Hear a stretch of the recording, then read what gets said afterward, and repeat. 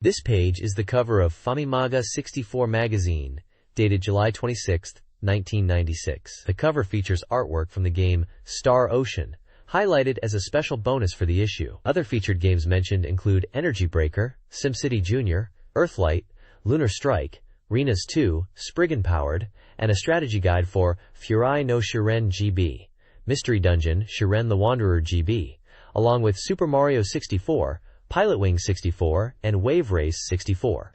The magazine also includes a Nintendo Power USA hotline section. This page is an advertisement for SD Gundam Generation, a simulation game for the Super Famicom. The tagline is, "Don't get heated with Super Fami Turbo." It highlights features like unit class changes, battling friends with customized units, and the risk of losing mobile suits to the enemy. The ad also mentions other games, including SD Ultra Battle, Ultraman Legend, SD Ultra Battle, 7 Legend, Poi Poi Ninja World, and Gege no Kitaro, Monster Danjara. The release date for SD Gundam Generation 1 Year War Chronicle is listed as July 26th, along with SD Gundam Generation Grips Conflict. Future releases for August and September are also teased. This page is an advertisement for the Sufami Turbo, a peripheral for the Super Famicom. The text highlights features of the SD Ultra Battle, Ultraman Legend game, mentioning character development, original battles utilizing both Ultraman Legend and 7 Legend cartridges, and multiplayer mode, where players can master special moves from their friends' games, such as Baltan's Ice Slugger. It also advertises a limited edition set, including the Sufami Turbo, and the game for 6,800 yen, and mentions other games like Poi Poi Ninja World for 3,980 yen, and also has a limited edition set with the Sufami Turbo. The next page is an advertisement for Super Power League 4 for the Super Famicom, boasting real reality with detailed player data from the '96 season. The game features enhanced visuals and smooth animations, with commentary by veteran announcer Kenji Fukui. Post-game highlights include professional baseball news from Fuji TV. There's also a contest, National Super Power League 4 Tournament, where players can submit their password for a chance to win prizes. The release date is August 9, 1996, and the price is 7,980 yen. The page includes screenshots and images of the commentators. This page is an advertisement for Super Power League 4 for the Super Famicom, highlighting its realism with 1996 season player data. It boasts enhanced visuals, smooth animations, and commentary by Kenji Fukui of Fuji TV. Players could enter the National Super Power League 4 tournament by submitting their password for a chance to win prizes. The game was released on August 9, 1996, priced at 7,980 yen. This magazine features a table of contents highlighting articles on Star Ocean, Mystery Dungeon, Shiren the Wanderer GB, Jikyu Powerful Pro Yakyu 96, and Derby Stallion 96. It also includes a Game of the Year section, Famimaga 64 rankings, readers' prizes, and articles on Super Famicom Turbo games, RPGS, and N64 Ultra techniques. New rock-on and homing techniques for 64 games, like Blade and Barrel, and Super Power League 4, are covered. The Game Index lists numerous titles for various platforms, including Super Mario 64, Pilotwings 64, and Star Ocean for N64, and titles for Game Boy like Gege no Kitaro and Mystery Dungeon, Shiren the Wanderer GB. The magazine also includes a calendar and Heberike etc. section. The next page features a release forecast for the anticipated RPGS, highlighting Star Ocean and Mystery Dungeon, Shiren the Wanderer GB, and questioning the editorial staff's buy rating. The magazine includes a N64 Hottest Info section, and it states that it is a direct USA import. An article details the fastest route with sliders, and the best way to play Super Mario 64. There is an article on how to get the highest rank P license, and perfectly complete Pilotwings 64. There is also a N64 Maker report, which includes info on the next Nintendo release, Doraemon, and reveals the game's development screen. The magazine then features games Daibeiju, Monogatari 2, and Energy Breaker for the Super Famicom, and SimCity Junior. There is a section on the Game Boy game Moguranya, and Namco Gallery Volume 1. Also included are Areshi de Aiku 3 and Spriggan powered for Super Famicom, and Lennis 2. This page is an advertisement for upcoming Super Famicom games, expected to release between July 12th and July 25th. Featured titles include Super Trump Collection 2, a collection of 10 different card games like Blackjack, with 12 animal characters. There is JIKU Powerful Pro Yaku 96, with updated data and new players. This baseball game features a scenario mode. Also featured is Star Ocean, a space opera RPG with real-time battles, where characters use special moves and detailed skill customization. Additionally, Namco Gallery Volume 1 for the Game Boy is showcased, featuring classic Namco arcade titles. There is also Super Famicom game Gege no Kitaro, Yukarikai Donjara, a table game. Finally, the fishing game Umi no Nushitsuri allows you to catch 109 types of fish and battle enemies in the role-playing game. The next page features Super Mario Club with a review of Umi no Nushitsuri, Legend of the River King, praising its many fish types, the fishing log, and graphics, but notes some shortcomings in the combat. The page also features 3 Game Boy titles: Bomberman Collection, a compilation of Bomberman Boy, Bomberman GB, and Bomberman GB2 with 2-player battles, and Mogura Ninya, an action puzzle game where you dig tunnels. There is also a section called Navigator Data, with a list of games and opinions from the editors of Famimaga 64. Some games include J-League Pro Soccer Club, Otsukuru, Super Mario 64, Shin Megami Tensei Gaiden, Devil Summoner, and others. There are also opinions on the games, with some editors saying they would definitely buy certain titles. This page is a review of Star Ocean for the Super Famicom, with a focus on its detailed graphics and skill system. The reviewer appreciates the English phrases and subtitles in the opening, likening it to a space opera movie. They also praise the attention to detail, such as the sound effects and the extensive item descriptions. The cooking skill system is highlighted as a fun and engaging feature, with the reviewer getting absorbed in preparing meals for their party. The private action PA system, inspired by dating sims, is mentioned as a unique aspect. Players can influence relationships between characters, leading to different outcomes. The editor's opinions on the game is that the graphics are beautiful, but somewhat understated, and the real-time battles are enjoyable. The game has voice acting during battles, and the talent system is interesting. Finally, the review shows an inventory screen with various items, and a dialogue scene showing the presentation of an earring to another character. The reviewer notes that the main character's relationship with Millie could be affected by giving the earring to Acelia. This page is a preview of Sea Nushi Fishing for the Super Famicom. The game is described as a relaxing RPG where you can fish in a realistic manner, encountering various creatures. One reviewer shares their experience with fishing as a child and their excitement about the game, which is described as having realistic fish movements, various bait types, and the need to experiment and adapt. Another reviewer highlights the joy of catching rare fish and the satisfaction of landing a large marlin, and the reviewer is motivated to catch all 100 species of fish in the game. The page includes screenshots from the game, showing a character catching a fish, as well as an image of a sunfish. The sunfish has some gameplay commentary. There is also a section called Navigator Profile that introduces the staff members who worked on the page, including Takahashi, Yoshida, and Sato. The next page is an advertisement for Star Ocean on the Super Famicom. The advert features artwork of the main characters set against a space background, screenshots from the game, and the release date, July 19th. It highlights the game as the last original RPG for the Super Famicom. This page is the cover of Nintendo Power Magazine, Volume 86. The cover features characters from games for the upcoming Nintendo 64, including Diddy Kong, Donkey Kong, Mario, and Kirby. Text highlights power previews for E3, Super Mario 64, and Pilotwings 64. There's also a section for Iron Man XO Manowar in Heavy Metal and Bassmasters Classic Pro Edition. The Japanese side features text advertising official Nintendo Power information. The right side of the page has an article titled USA Hotline, previewing upcoming 64 games, and it is broken into 2 parts, Topics and Preview. Part 1's topics include an interview with Shigeru Miyamoto and 64 game development. Part 2 is a preview of the N64 version of Mortal Kombat Trilogy. A piece of text says that the countdown has begun for the release of N64 in America in September. The page also teases information regarding American 64 users, including an interview with Mr. Miyamoto, is a must-see. There is also a shot of Mortal Kombat Trilogy. This page features an interview with Shigeru Miyamoto, discussing the development of 64 games and his own dreams being realized. He talks about creating games that surprise people, and the move to 3D action games with Super Mario 64, and the number of courses in the game.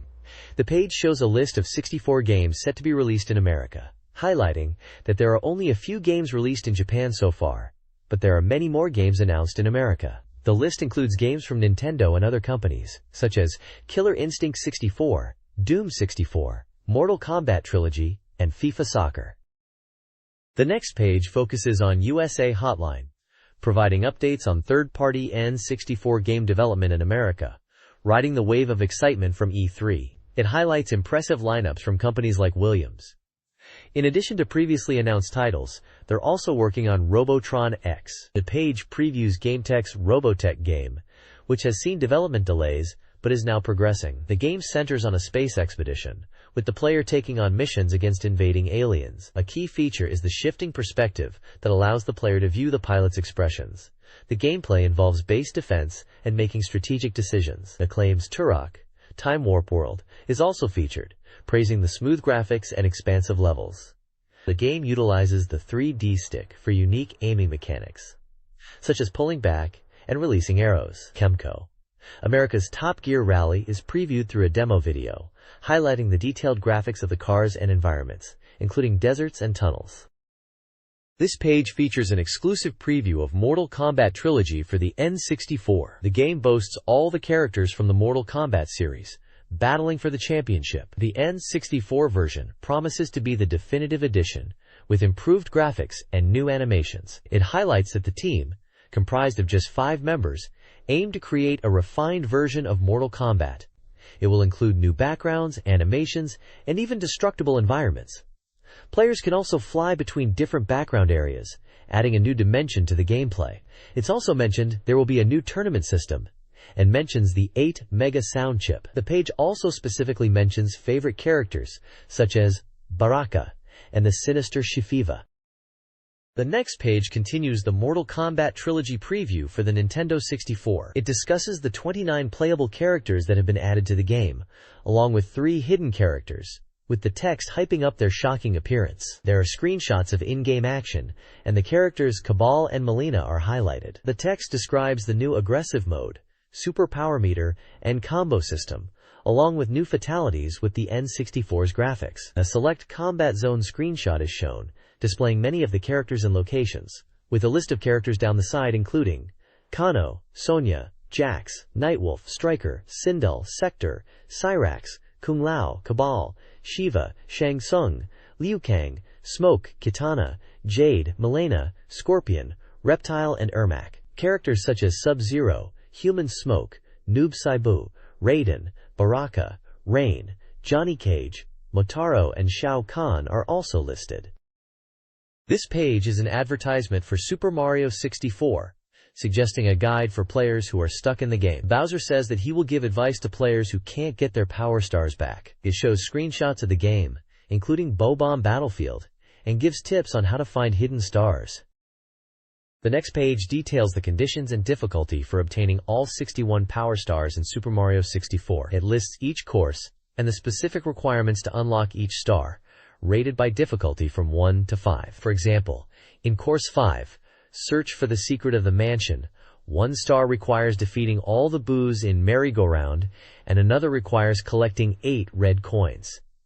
Course 6 includes Metal Mario Can Move through the Mysterious Maze, while Course 7 features red coins on the floating island. Course 8 details Pyramid Mystery, and Course 9 details Jolly Roger Bay. The difficulty ranges from very easy to extremely difficult. Additionally, it covers obtaining the hidden stars in Peach's castle, such as completing the slider or collecting red coins in the extra courses. This page presents a guide to completing Super Mario 64 as quickly as possible, aiming to defeat Bowser for the second time. It lays out a shortest route strategy, detailing specific power stars that players should aim for, and which ones to skip to minimize time. The guide starts with the initial Bowser encounter, then moves to Course 1 to collect 3 power stars, and then to Peach's Secret Slide for 1 star. After Course 2 for 4 stars, the guide suggests tackling extra Course 1 to fight Bowser and then Course 3 to collect 2 stars. It also advises collecting 10 stars to activate the red brick block in the hideout and access a secret course, before collecting an additional 2 stars from Course 3. The guide suggests skipping certain stars that require collecting red coins or prolonged exploration. Tips are provided for efficient gameplay, such as swimming with consistent strokes and avoiding damage from enemies like the giant unagi eel in the water level. It also suggests that defeating Bowser with a single hit will further shorten the time. The page features screenshots of the game, illustrating the strategies and challenges involved in achieving a fast completion time. The next page continues the speedrun guide for Super Mario 64, focusing on the optimal route for acquiring the necessary stars to reach and defeat Bowser's efficiently. The guide advises players not to forget the Toad in Course 4, and mentions that acquiring all 6 stars in Course 4, including those from collecting red coins, is necessary to progress. The guide notes that the appearance of snow dalmats is a condition after clearing Star 4. The next step involves Course 6, where, after getting the star from Toad, players should enter the underground lake and obtain the metal cap to proceed. It highlights that a specific number of stars, 12, are needed for Toad to appear in Course 6. Course 8 is discussed, emphasizing the need to collect 3 specific stars, 2 of which require the use of Wing Mario. The guide also mentions Extra Course 2, unlocked after clearing the first star in the game, and requiring 31 stars to beat. It presents a streamlined path. Course 6, 1 star, Course 7, 4 stars, Course 8, 3 stars, Course 9, 1 star, and Extra Course 2. The page claims that one playthrough was achieved in 1 hour and 10 minutes. This page presents some alternative ways to play Super Mario 64, aimed at players who find the standard game too easy or have already completed it. It suggests trick play techniques that add new challenges and quirks to the experience. One technique involves fixing the camera in place, turning Mario's movements into a distant manipulation. The guide also suggests using the cannon to launch Mario into the sky and then fixing the camera to get a better view of the action, describing it as a difficult challenge that requires skillful control. Another trick involves Frying 1-style racing on the sliding courses, using the R trigger to control Mario's speed and create a sense of racing. It also recommends trying to complete the game from an unusual camera angle and mentions carrying Bob-omb Buddy and trying to complete the level. The page shows Mario using a Koopa shell to aim for the top of the mountain, emphasizing the difficulty of adjusting speed, and also shows Mario jumping into a painting. It concludes with a tip to try somersaulting at the end for extra grace and beauty. This page focuses on how to achieve the fastest time in the Peach's Secret Slide course in Super Mario 64, aiming for a time under 12 seconds. It breaks the course into 3 sections and gives strategies for each. The first section involves starting with a Z plus a button slide, entering the first corner from the inside, and slightly widening the approach to the second corner. The reviewer also recommends sliding near the end of the first corner and the stick being used in the front left direction. The second section focuses on a shortcut that requires a well-timed jump towards the railing, creating a successful butt slide, known as Ketsukosuri in Japanese. The direction of Mario can be controlled, and the landing should be done with a head slide near the surface. The third section involves maintaining a line near the wall, with tips on aerial control and head sliding for a smooth landing near the goal. The reviewer advises sticking to the inside line, but to not get too close to the wall, or you will lose speed, and a center line may be better. It concludes with a final time of 12.9 seconds. This page is an advertisement for Pilotwings 64. It highlights how to master the game's most challenging 5 license classes. The advertisement emphasizes the depth of gameplay and the extreme tasks that await players, with tips and tricks to get an all-perfect clear.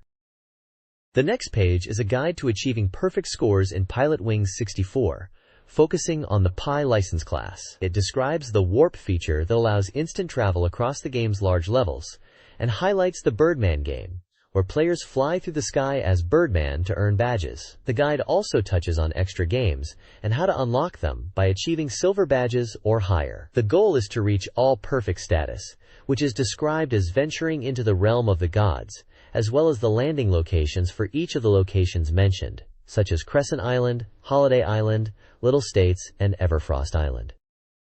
This page offers a strategy guide for Pilotwings 64. Focusing on the hang glider mode, it suggests Lark and Kiwi as recommended characters due to their responsive 3D stick controls. The guide provides tips on thermal flying, emphasizing maintaining a slight upward tilt and avoiding excessive climbing, and also covers landing techniques, advising on approach angles and speed control, aiming for a landing speed below 50 km per hour to avoid impact. The page includes an recommended route map and a task list that details where thermals can be found. It also includes helpful advice on how to approach the course and to not panic and take your time. The next page dives deeper into strategies for Pilotwings 64, specifically for the hang glider mode. It details 3 tasks: Rising Creek Ring Clear, Photo Cruise 3, and Space Shuttle. The Rising Creek Ring Clear task involves flying through 8 rings out of 15, with time penalties for exceeding 4 minutes and 30 seconds. There's a recommended route map and task info that shows where the rings are. It advises to fly through Ring 7 at an angle. Photo Cruise 3 challenges players to photograph the monster Missy in the dam, a tour boat near the coast, and a space shuttle launch. It limits you to 6 photos. The guide suggests how to approach each subject to get the best shot. For the Missy photo, descend toward the dam, and for the space shuttle photo, gain altitude using thermal F, then dive while maintaining a speed of 100 km per hour. The space shuttle part of the guide advises flying near the shuttle and states that even if you miss the initial launch, you can still take the photo afterwards without penalty. It also includes general tips on how to approach the task. This page provides tips and strategies for Rocket Belt, a mode from the game Pilotwings 64. It highlights 2 characters, Hawk and Footer, with Hawk being recommended for beginners due to his stability. The guide gives a couple of techniques, the first being about adjusting the camera and using camera control to recognize objectives. The second technique concerns reducing speed to minimize landing impact by using bursts of thrust. There's a Task 1 section that focuses on the shadow route, where the goal is to avoid touching the walls of the cave. Tips include not touching the analog stick when thrusting downwards in no wind conditions, and accounting for wind direction. A point section discusses strong thrust and hovering, suggesting the use of strong thrust for speed in caves. When approaching turns, players should use hovering to change direction, but should be mindful of fuel consumption. Another point section warns about the wind in the underground lake. The player should clear the area, and when falling, pay attention to the altimeter, and recommends adjusting the camera during descents to avoid crashing into the river. The guide also warns about 2 waterfalls that must be vertically descended. This page continues the Pilotwings 64 guide, focusing on the Rocket Belt mode with tips and strategies for various tasks, providing visual aids like screenshots and diagrams to illustrate key points. Task 2 focuses on Diamond Head to hit the ball and drop it to the ground. The guide advises to hit the bouncy ball at the center or slightly below. The next section talks about the characteristics of the ball, with tips on how to hit the ball for the best shot and to not hit the beach, as the shape of the ground will affect the ball. Task 3 covers Touch and Go 2 with using the radar to confirm pad locations. The aim is to land on 10 floating pads in order, and warns about reduced time and score, and suggests not to hover too much. There are tips for the floating pads, like watching the descent and the landing impact, the lower pad, and a technique for when the pads are on waterfalls and caves, and to not hit the ceiling with the head. The next page presents a guide for gyrocopters, with strategies for the Pi license class in what looks to be the game Pilotwings 64. It suggests using the characters Goose or Ibis due to their agility. The guide features techniques for cockpit view, emphasizing aiming and lining up targets, and provides tips for recognizing runway directions to land safely, suggesting to land at around 80 km per hour and checking on the map. Task 1 focuses on Ice Hornet bonus rings, shortening time by clearing rings towards the runway in under 2 minutes 30 seconds, and the rings can be collected to open paths for other rings. The strategy for the yellow rings and clearing the 3 rings is to fly at maximum power from start to ring 4, and then let off the gas to fly in between the rings, and then speed up for the other rings. This page continues the guide for Pilotwings 64, specifically focusing on the Balloon Rush and Hornet Again tasks. The Balloon Rush section details how to efficiently burst 20 out of 30 target balloons within a 2-minute and 30-second time limit to land, advising to take a suggested route. The guide suggests focusing on hitting balloons with the craft, rather than missiles, emphasizing the use of the rotor to burst balloons, considering it an advanced technique. It offers tips for targeting balloons, suggesting a right turn after Balloon 9 with 50 power. But if Balloon 10 to 13 cannot be destroyed, there is no need to force the flight path, but at the risk of missing the landing. The Hornet Again task challenges the player to defeat a mechanical hornet at sea with 5 missiles before landing. The time limit is 3 minutes 30 seconds. It recommends shooting the ice it throws as a priority. The page stresses the importance of using the optimal method of shooting ice with missiles and positioning the scope to follow the Hornet's movements, and suggests approaching the Hornet at low altitude and high speed, shooting quickly while flying toward the base. Finally, the page details the Rapid Descent Landing task, which requires precise timing to land, suggesting to aim for speeds around 120 km per hour, and using a smooth glide, and to check the runway's position on the map while in flight. The next page is an advertisement for the Super Trump Collection 2 game on Super Famicom, with a special offer. Those who purchase the game will have a chance to win one of 100 Nintendo 64 consoles. The game is scheduled for release on July 19, 1996, and is priced at 5,800 yen.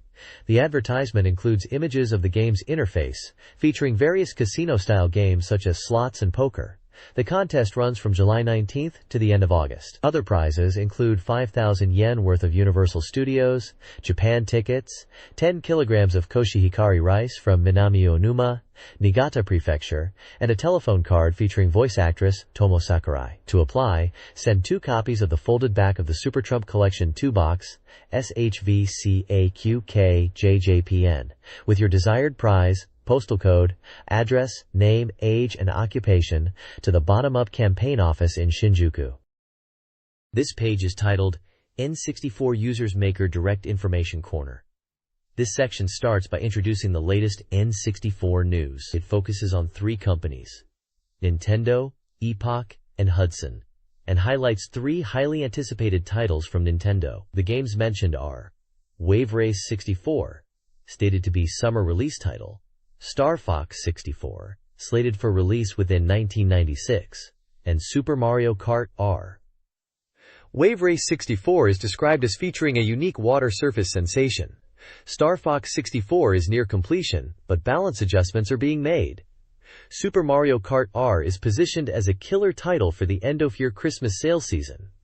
It mentions the possibility of simultaneous release in Japan and the US, alongside news on Zelda 64 possibly being shown in November.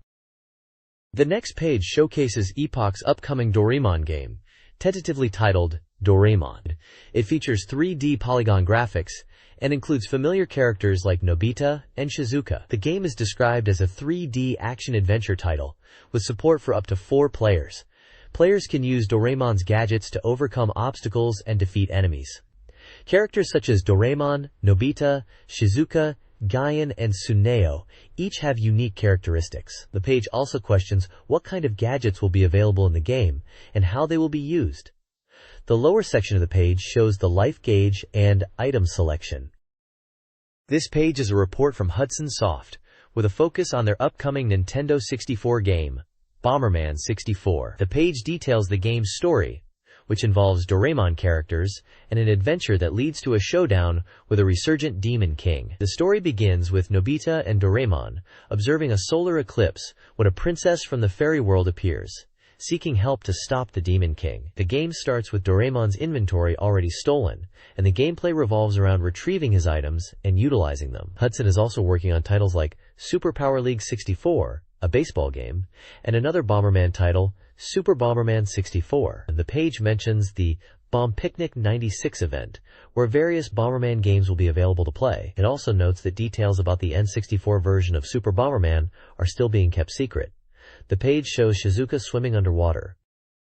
This page is a full-page public service announcement. It features Masakio Maizono, a soccer Olympian, and the message warns against succumbing to temptation, especially regarding drugs and crime. It states that July is a National Awareness Month to protect youth from delinquency. The next page is an advertisement feature for the Super Famicom game, Tengai Makyo 2, Manjimaru Returns, also known as Far East of Eden 2. It promises a complete overview of the game before its release, revealing its appeal. The page highlights 3 sections: character introductions on page 38, system explanations on page 42, and a digest story on page 45. It emphasizes that the release date is approaching, and the article aims to refresh players' understanding of the game's system and early story. By thoroughly reading the article, players can deepen their knowledge of Far East of Eden 2 and ignite their adventurous spirit upon its release. The page includes artwork of the main characters from the game, including Manjimaru and his companions. The lower portion of the advert indicates a release date of August 2nd from Hudson Soft at a price of 8,200 yen, and specifies that it's a 40 meters role-playing game for the Super Famicom with backup save capabilities. This page is a character introduction for Far East of Eden 2. It introduces the main character and 9 other playable characters, highlighting their unique skills and magic abilities for use in battle. The text notes that these characters are added to the party as the adventure progresses, and the player can form a party of 4. Specifically, it details the protagonist as a young boy summoned from Earth. He specializes in high attack skills and both offensive and healing magic, making him a versatile character. The page then introduces other characters like Bub, Quickpie, and Poathon, describing their backgrounds, abilities, and special moves. Bub, returning from a previous game, uses boomerangs and bacteria magic. Quickpie is a weak character who can turn enemies into jewels, and Pohan's abilities are somewhat random, using the Poyoyan attack. Screenshots show the characters in battle, and a menu shows options to change the party and character stats. This includes switching characters in and out of the party, changing character order, adjusting stats, and canceling. The next page introduces characters from Far East of Eden, Kabuki Clash, focusing on their abilities and battle strategies. The first character is Baltates, a strong knight with high attack power using sword techniques. Next is Lumiera, a princess skilled in magic, particularly healing and support spells. Then there's Shamuru, a cat-like character able to steal items and transform. Next is Gabbro, a mysterious fighter using his fists and elemental attacks. And last is Doctor Spanner's super weapon robot with customizable weapons and attacks. Pot, a pot character, who can befriend and summon powerful beings, is also shown. Screenshots demonstrate the character's special moves and abilities in-game, and provide detail about enemy weaknesses. The page emphasizes party composition and using each character's strengths effectively. This page focuses on specialized support characters in a game, introducing Bsuketo and Xuketo, which can be called upon to help in specific situations. It starts with the character Andre, a strong man who can clear large rocks blocking the player's path. Next is Manbu, a resourceful creature who dives underwater to find treasures. Then there's Cole, a food staff member who appears in fields and dungeons and can summon monsters to help the player level up. Last is Jeramar, a spiritual medium who can temporarily stop monsters from appearing. However, if she is called, the player must stay at an inn before using her again. The next page delves into more support characters and elements within the game. First, we have Wookie, a monkey leader found in a cave. He can be summoned by using a special mushroom, and he will build bridges for the player. Finding his monkey children extends the bridges. Next up is Dragobird, a dragon child who can be called in the field to scout the area. The player can also summon Pachi, a robot dog created by Dr. Spanner to scout dungeons. Then, we see the traveling merchant family, Uro, Uru, and Ura, who can be found camping near dungeons. By talking to them, the player can rest and buy weapons, armor, and recovery items. Finally, the page shows a free healing tent, where players can recover HP and MP. The page also shows details of equipment, like weapons and armor, and prices for them. This page dives into the battle system of Dai Kaiju Monogatari 2. The review highlights the game's visually impressive and easily understandable battle system thanks to its detailed graphics showing weapon shapes and attack types. The game utilizes an all-graphic display for clarity and also has a tactics system to facilitate battles where players can preset commands for their party members. These commands can be customized, and the animations are designed to be visually appealing, showing the results of actions. Special moves and magic. In Dai Kaiju Monogatari, Two offer unique advantages. Players can select special moves and magic, in addition to weapon attacks, consuming MP or other resources. These abilities can also be used outside of battle, such as for movement or scouting. The page discusses setting up the tactics, Sakusen, where players can preset up to 4 battle commands, which can be selected during battle. These tactics can be given names, and the game allows for individual character command adjustments. The page features screenshots of in-game battles, showing the character's HP and MP, as well as the effects of special moves and magic. The screenshots also show the menu system for selecting commands and customizing tactics.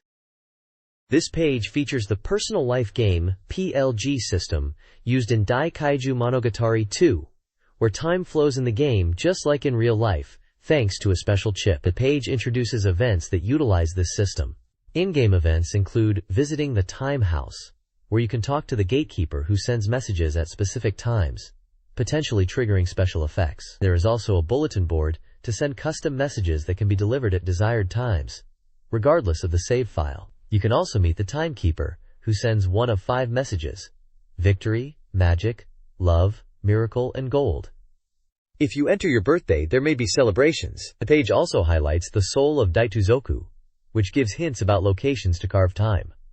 There's also the Field of Time and Stamp Rally, where you can collect stamps and test your speed in finding them. The stamps track game start time and may show how fast you collect stamps.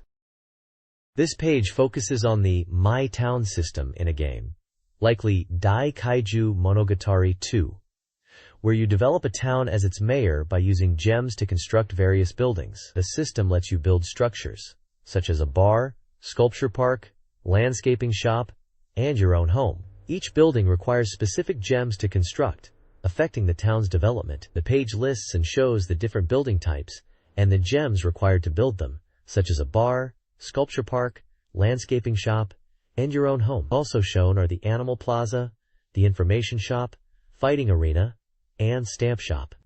The page also introduces the Telepo Ship, a base for heroes that allows instant travel to previously visited towns. It can be used to change your party and navigate a map to predetermined locations, and has a navigator robot.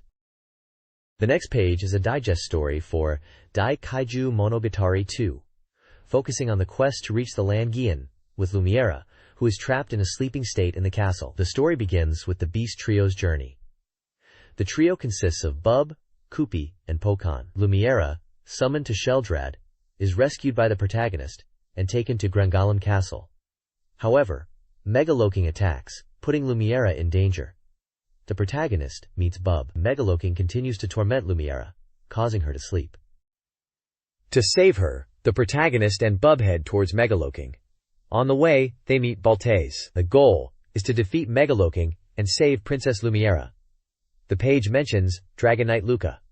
The page also introduces Megaloking, one of the 6 demon generals. It shows screenshots of battles and characters, including Baltes and Lumiera. This page is a strategy guide for Mystical Forest of the Mushroom King, Chapter 2, Part 1, of an unknown game, focusing on reaching the Mushroom Angler Fortress. The story involves Baltus being trapped by the machinations of the Mushroom King. The player needs to overcome this predicament. Lumiera joins the party in place of Baltus. The page highlights the mold disease plaguing Longbridge Town. The people of the town are covered in spores. The source is the Broer Forest, where the Mushroom Angler Fortress appears. Players can gather information from Andre, a woodcutter, and Monomane regarding the unusual Pulahoy tree. The guide offers tips, such as persuading Andre, who is confined in Mount Nikahalo due to the mold. Inanos, his betrothed, worries about him but cannot move due to injuries. The page also details navigating the Bromoor Forest, which requires borrowing an Andre's strength. It warns that Baltus, formerly a comrade, awaits. One wrong step can send you back to the entrance. One of the 6 demon generals is also mentioned, the Mushroom King. This page features a walkthrough for Escape from Jordan's Circus, which is The Tale of the Big Strange Monster 2, Chapter 2, Part 2 of an unknown game. It involves the main characters being turned into pigs by Jordan's Circus. The walkthrough provides tips on defeating Jordan and rescuing children who have been turned into pigs. It mentions that the protagonists, Kupi Kupi and Poyon, are also transformed and need to find medicine to revert to their original forms after defeating Jordan's henchmen. After reverting Kupi Kupi and Poyon, the player must find a way to escape Jordan's circus. The article also discusses the fate of Dragobird's child after Dragobird's death, and the protagonist searching for Kupi Kupi, who was left behind on Jordan's balloon. Jordan is revealed to be attempting to thwart the character's plans. This page is a walkthrough for Ancient Tomb of Salam Desert, which is The Tale of the Big Strange Monster 2, Chapter 3. It involves a desert setting where the protagonists are reunited after being separated by Dragobird's crash. The scenario begins with the protagonist's party being formed, and it hints at the increasing importance of party composition as the game progresses. The walkthrough suggests that there are various treasures to be found in the quicksand dungeon, and a large windmill in Salam Town that draws water from deep underground. The page details several subplots, including rescuing Poyon from Jordan's circus in Karaha, finding an ancient tomb with an Ori Halcon, and the pursuit of a sand scorpion. The characters will have to face dark enemies loyal to Duan. The players also control the sand scorpion to pursue Duan, and eventually face off against Hyper Megalo. The next page is a guide for The Tale of the Big Strange Monster 2, focusing on the 4th chapter, titled The Curse of Burn Mountain. It advises players to aim for Burn Mountain in the spirit world, noting that only the dead can enter due to the curse, and to seek a method to overcome this limitation. The guide covers multiple scenarios. A night in Chemo Village. Upon arriving in Chemo Village, the party learns about a medium stealing souls. The protagonists stay at an inn, but Jammer attacks, requiring players to find a way to deal with him. Jammer's Trap. After pursuing Jammer to Kota Village, where a shrine dedicated to a god is located, the party gets captured and imprisoned in an underground dungeon, obtaining holy wine Ossel. To reach Burn Mountain, the guide suggests obtaining the holy wine Ossel. This involves collecting water from Ossel Cave, where players will encounter Wookiee Death Struggle on Burn Mountain. On Burn Mountain, the heroes face a series of battles against evil spirits and must confront the Phantom Queen, one of the 6 great demon generals. The page features screenshots of gameplay and story events, including dialogues, battles, and key locations such as the inn, dungeon, and Ossel Cave. The guide mentions the reappearance of Baltes, whose location was previously unknown, and hints at his potential assistance to the protagonists. This page continues the guide for The Tale of the Big Strange Monster 2, focusing on Chapter 4, A Great Transformation. The second part, The Children of Dr. Spanner, Ratchet, and Torque are adrift on an ice floe, their whereabouts unknown, and the robot is on a search mission to find them. The robot arrives on an island and meets Diablo, one of the 6 great demon generals. It seems the children have been kidnapped by Diablos, including Ratchet and Torque. The robot then works to rescue the children and enters Crystal Castle, a place where the robot is captured by Sonia, a confidant of Diablos, and incarcerated in an underground tunnel. Eventually, the robot escapes, and the story progresses into a scheme by Doyen that involves him trying to control Diablo. The page features various in-game screenshots showing the robot traversing icy areas, interior scenes of Crystal Castle, and the characters Sonia and Diablo. The next page is a recruitment advertisement for Famimaga Weekly, a new magazine covering video games. They are looking for staff in various roles, including advertising sales staff, editorial assistants, copy editors, contract writers, editorial assistants. The ad features a flowchart to help potential applicants determine which position might be right for them, based on their interests and experience. The next page analyzes JICU Powerful Pro Baseball 96 Opening Edition. It highlights the game's updated player data for the 96 season, and mentions it includes data from the previous year. The page explains how to read player data, including stats for both fielders and pitchers with special abilities. It showcases screenshots from the game, focusing on different player perspectives and scenarios. The analysis also covers the various attributes and skills in the game. Quote, "This page provides an analysis of player statistics from the Central League in Japanese professional baseball. It features team-specific data for fielders and pitchers from the Hiroshima Toyo Carp, Yakult Swallows, Yokohama Baystars, and Yomiuri Giants. The page details how to read player stats, including offensive stats like batting average, home runs, RBIS, and defensive stats like fielding percentage. It also mentions special skills and characteristics for some players.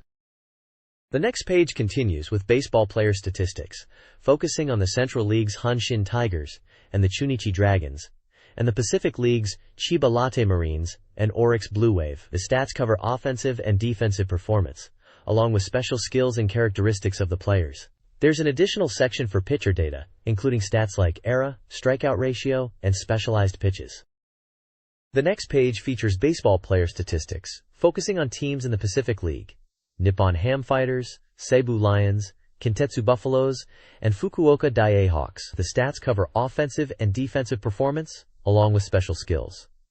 There's also a section for pitcher data, including stats like ERA and specialized pitches. The text analyzes the teams and players. The next page is about Derby Stallion 96, a horse racing simulation game, and focuses on the concept of interesting breeding. It discusses how to breed the strongest horses by understanding bloodlines and utilizing combinations effectively. The page explains the advantages of interesting breeding, such as improving a horse's competitiveness and speed. It also covers how to identify and implement this type of breeding to maximize a horse's potential. It highlights some representative examples of interesting breeding and categorizes bloodlines into 4 groups. These include Navalcofaris, Teddy, Matcham, and Fairway. There's also some information about a specific horse, Famimaga Rokusayon 3, and its characteristics, like weight, pedigree, and record. The page then gives some breeding suggestions for interesting breeding combinations, including pairings with Sunday Silence and cutting cheese. This page continues the analysis of Derby Stallion 96, focusing on horse breeding strategies to create the strongest racers. It expands on the previous discussion of interesting breeding combinations, suggesting that bloodlines should not overlap too much to maintain variety. A key point is identifying the characteristics you want to enhance and selecting compatible breeds. The page details 12 different bloodline families, including Neocofaris, Sickle, Fairway, Pharamond, Teddy, Swinford, Hampton, St. Simon, Eclipse, Orland, Matcham, and Herod. Each family has a list of associated horses and lines, providing a resource for breeding planning, such as Irish Castle, Anting Class, Admiral's Bird. There is also Sir Gaylord and Northern Dancer lines, and many, many more. The next page features the BS SimCity broadcasting schedule. Dr. Light from the SimCity game makes a special appearance. The article promotes the BS SimCity Town Building Competition, a sound-linked program where players create cities during August's summer vacation. Means SimCity allows players to develop a town as mayor, increase the population, manage crime, construct residential areas, and maintain the transport network. Real-world cities like Bern and Detroit are in the game. During the show, residents voice their concerns, and players respond. There is also a segment on the Ranch Story data broadcast, which includes cultivating land and raising livestock. The article includes a schedule of BS programs from July 14th to July 27th and July 21st to July 22nd. It lists various games and content, such as Seinkame Koma data, Organic Stone, and Kanaderu correspondence data, along with additional programs like Lucky Lecture and Ranch Story. This page is an advertisement for the Mystery Dungeon, Shirin the Wanderer GB game. It mentions the planned August release by Chunsoft. The advert lists the price as 3,900 yen and highlights its 13-color support, role-playing genre, 4 meters size, and maximum of 3 backups. The ad also features cute, round, cat-like characters. The next page delves into Mystery Dungeon, Shirin the Wanderer. It shows the overall dungeon flow, emphasizing the cycle of going to a destination and returning to the starting point. The game has multiple objectives to achieve. The difficulty affects item and monster rarity. You can go straight down, and going back means going back to the starting point. The game has shops, monster houses, and identifiable items. The article also describes how the dungeon layout and item availability change based on the selected difficulty. This page gives some basic tips for Mystery Dungeon, Shirin the Wanderer. It explains the turn-based combat system, where each action counts as a step. Players can move in 8 directions, which is helpful for navigating tight spaces. The start button can change the direction of movement when monsters are on the same space. The best move is to step aside to get closer to the enemy. The page also highlights the importance of good movement to minimize damage. Players are advised to use empty swings and weapon attacks to control the turn order. The map is useful, allowing you to see what is on the screen, recognize the layout, and avoid the rooms in the back. The initial room should be fully explored to understand the overall map. On the map, circles represent enemies, X marks items, and squares indicate exits. Finally, the article advises players to move and attack alternately against enemies with slow movement. The next page gives basic tips for playing Mystery Dungeon, Shirin the Wanderer. It covers the turn-based combat system and highlights strategies to play more efficiently. The article emphasizes the importance of strategic gameplay to compensate for luck. It also draws attention to convenient in-game systems that can help players succeed. Starting village conversations are important for getting unexpected items. The warehouse can be used to develop items, similar to the SFC version. The article introduces companion play with the dog Pochi and the chicken. The dog and chicken will attack enemies on their own and are helpful when exploring. The game also includes an auto-battle feature. By walking around a companion, they continuously attack monsters. It also mentions features such as chickens, laying mysterious eggs, and grasses that can change stats if Pochi urinates on them. Finally, you can interrupt the game and begin a new adventure. You can copy files, including warehouse contents. If you need to interrupt play, put valuable items in the warehouse and quickly start again. This page provides tips for dealing with monsters in Mystery Dungeon, Shirin the Wanderer, focusing on observing their behavior. Monsters can be asleep or awake, and those that are awake will approach the player. The game warns about monsters becoming aware of the player upon entering rooms or getting too close. There are also tips on how visibility works for both the player and the monsters. It also explains that monsters in a house can all be woken up when the player enters. The page also illustrates the limited visibility in corridors, which can be used to the player's advantage for escaping. The next page of Famimaga 64 magazine features tips and tricks for items in Mystery Dungeon, Shirin the Wanderer. It explains how to obtain and utilize items effectively. When the inventory is full, the foot command allows the player to interact with and manage items such as exchanging them or using them right away. Items can be used to change monsters, protect from attacks, and even for things like using zeni as projectiles or storing items in pots. The page also details how to handle situations like store robberies, recommending the player check their inventory for items like staves, grass, and pickaxes. The page also emphasizes the importance of converting items into cash by selling them for money. There are also tips about what happens when you throw cash and its effect on enemies. The page also shows screenshots of gameplay elements, such as the in-game menu for handling items, a dragon becoming a rice ball, and scenarios of how to handle store robberies. The next page offers strategies for identifying and using items in Mystery Dungeon, Shirin the Wanderer. When identification scrolls are unavailable, players can discern items by equipping and testing them and through item pricing at stores. The page advises players to use the warehouse early in the game to identify items and encourages giving items names to remember what they do. The page also lists how to check item prices in the store by placing them in an empty slot and asking the shop owner and what to do in the case of special items such as bracelets and pots. The page also contains text about a delay in the release of the Game Boy version of Shirin the Wanderer, pushing it to August to improve the game's quality. This page provides a guide to the monsters appearing in Mystery Dungeon, Shirin the Wanderer, focusing on strategies to defeat them. The guide emphasizes that these monsters are based on the Super Famicom version of the game, but can be used as a reference for the Game Boy version.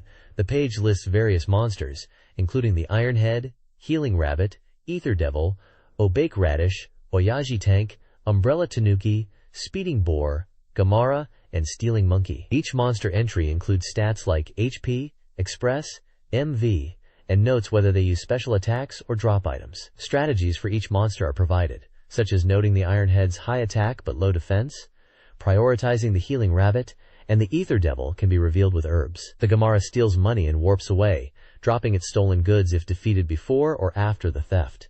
The Stealing Monkey has high attack power, so avoid being surrounded and retreat to the room's entrance to fight safely. This page is a continuation of the monster guide for Mystery Dungeon, Shirin the Wanderer. It details various monsters with their stats like HP, Express, MV, and whether they use special attacks or drop items. The monsters listed include Karasu Tengu, Crow Goblin, Kimen Musha, Demon Mask Warrior, Gather, Kune Honey, Geese, Death Messenger, Shovel, Cell Armor, Tauros, Chouchin Fugu, Lantern Pufferfish, Chintara Debuta, and Otosen Ryu. The guide offers strategies for these monsters. For example, the Karasu Tengu can disguise as powerful monsters, but has weak attacks and slow movement. The Kinin Musha revives as a ghost after being defeated, and attempts to possess other monsters to level up. Debuta throws rocks at the player character from range, and the Otosen Ryu will try to flank you if it's able to attack you from behind. The next page continues the Monster Guide, still focused on Mystery Dungeon, Shirin the Wanderer. It provides stats like HP, Express, Movement, and special item interactions for another set of creatures. This includes Nigiri Change, Niramuhebi, Nusuto Todo, Nezumi Kobun, Pachorepkin, Bakudan Uni, Ptan, Boyer, Master Chicken, Mammal, Memawashi Daikon, Morabi, and Yami Utchi. Strategies are provided to defeat them, such as the Nigiri Change, who changes items into onigiri. The Niramuhebi deals high damage. Another monster, the Pachorepkin, can move through walls.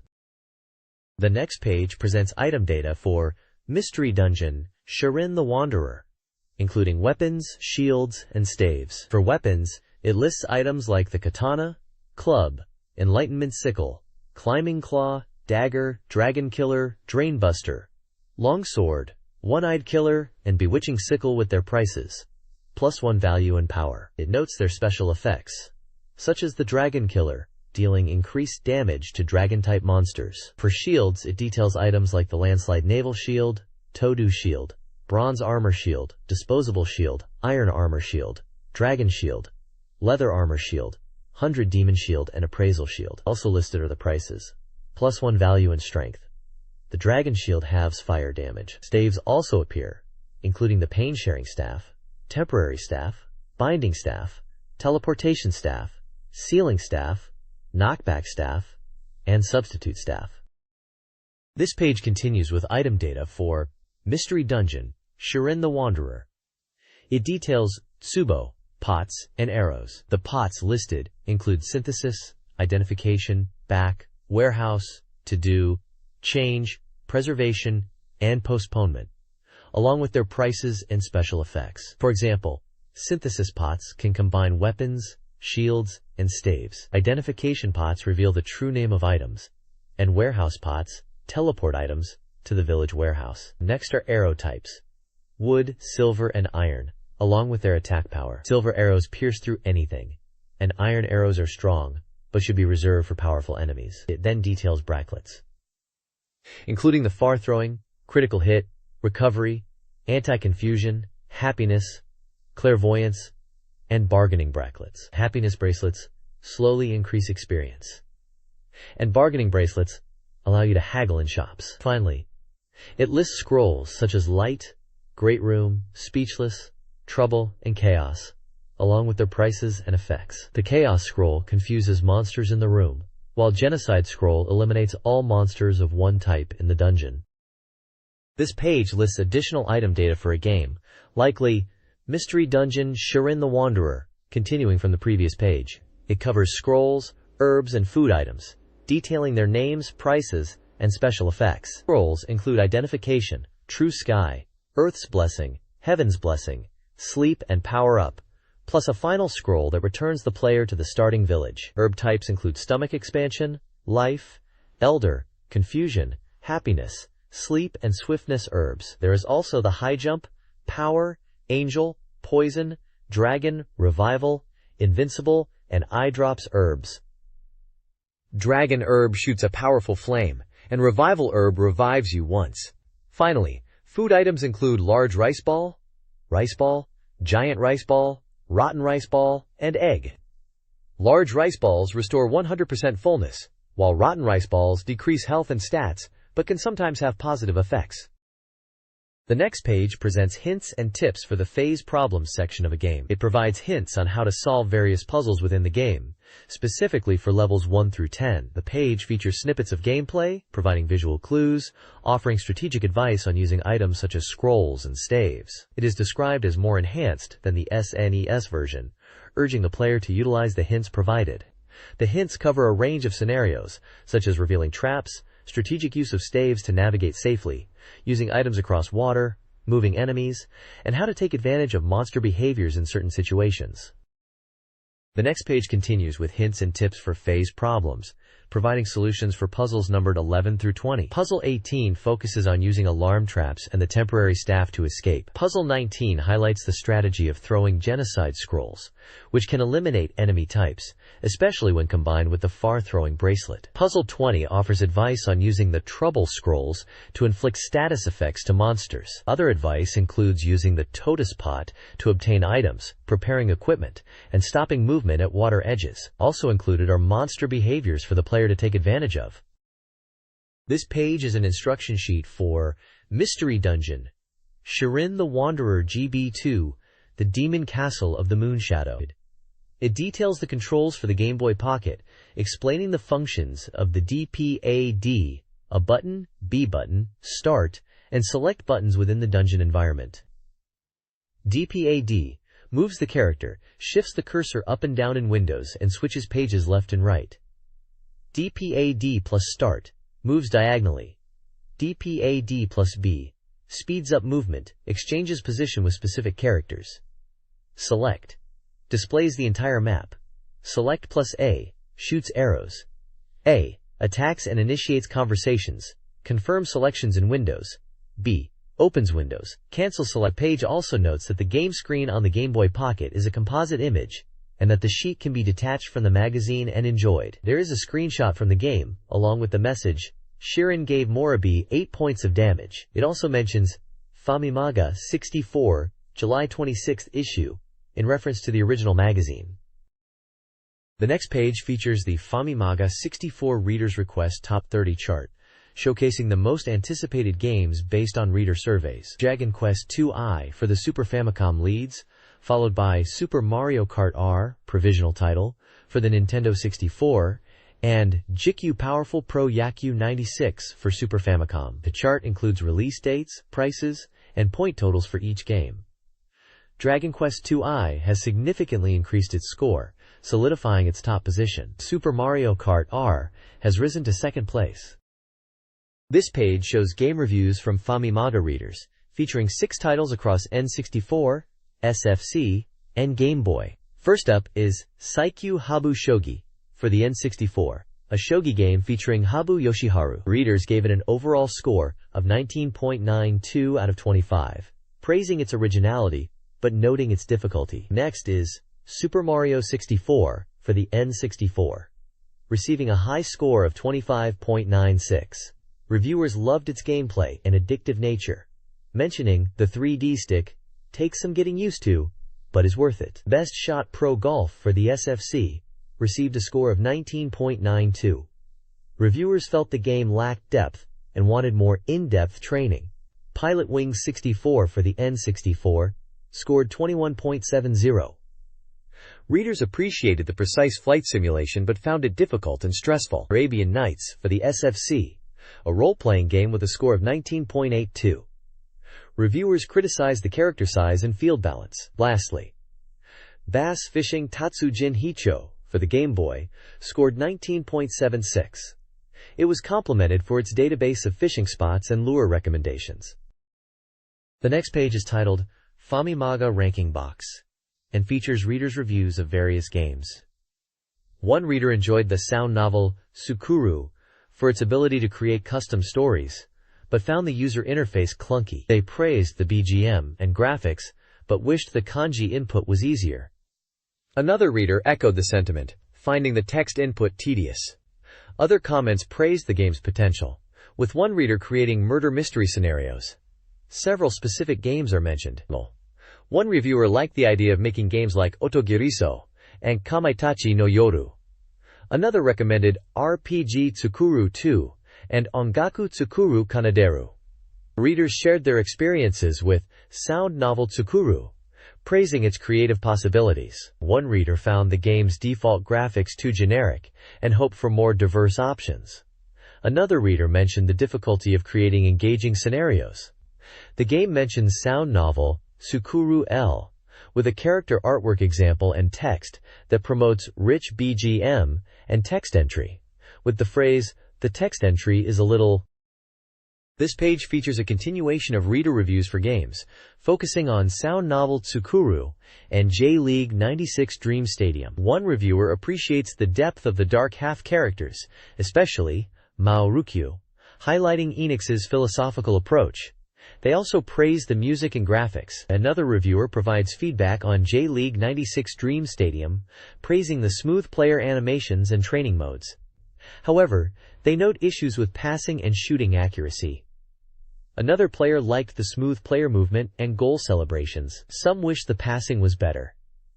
And there were replays with rewind after goals. The page also includes a call for reader opinions, inviting submissions on Super Mario 64 and other specified games for the leaders ranking 96. This page shows the Famimaga 64 magazine's ranking box for the week. The top 19 games are listed with their platform, maker, and points. Super Mario 64 for the N64 is at number 1 with 259 points.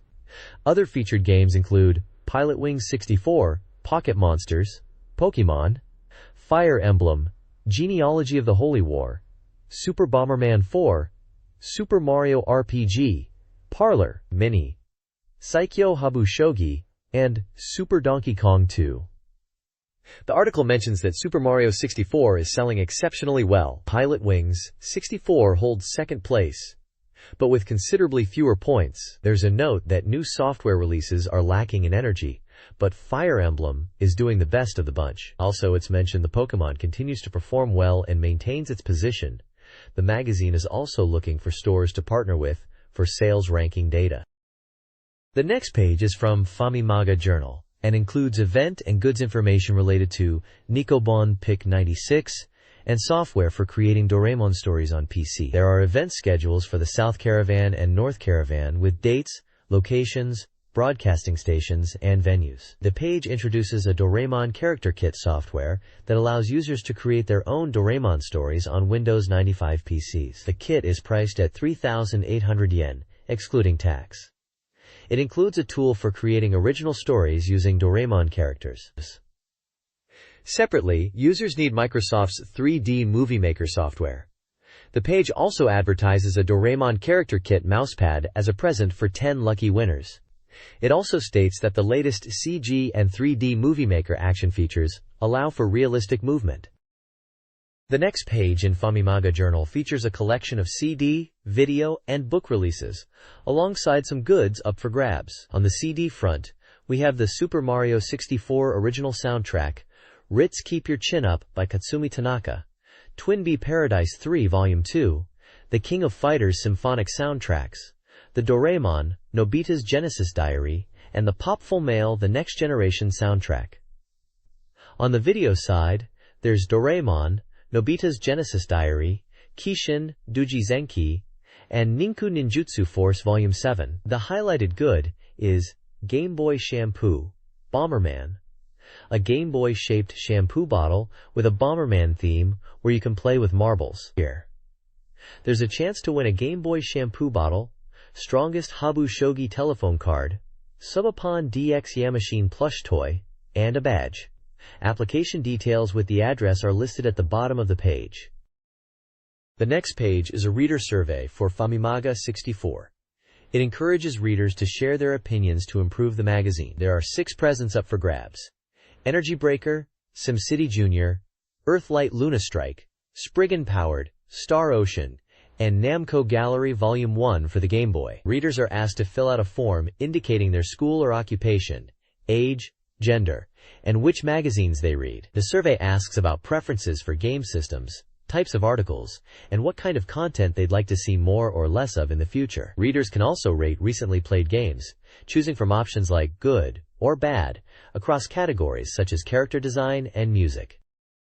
This page presents a reader survey for Famimaga 64, focusing on game preferences and content feedback. Readers are asked about their age, gender, occupation, and favorite magazines. The survey covers preferred game systems, types of articles, and suggestions for future content. indicating what readers want more or less of. There's also a section for rating recently played games based on elements, such as character design and music. The games up for grabs as presents for the survey participants include Energy Breaker, SimCity Junior, Earthlight Luna Strike, Spriggan Powered, Star Ocean, and Namco Gallery Volume 1 for the Game Boy. The page also provides a list of games for each console, including Nintendo 64, Super Famicom, Game Boy, and Virtual Boy, as well as lists of current magazines and consoles and hardware available. This page is an advertisement for the Super Famicom game Energy Breaker, a simulation RPG by Taito, set to release on July 26th, with a price of 7,980 yen. The game features a mix of simulation and RPG elements. The story revolves around a girl named Myra, who has lost her memories and explores Zemuria Island to regain them. Players will encounter characters like Leon, who might be friend or foe, and must use energy effectively in battles. The goal is to solve the mysteries of Zemuria Island, with movement done via a map. The next page details conversations in games that lead to new stories and locations.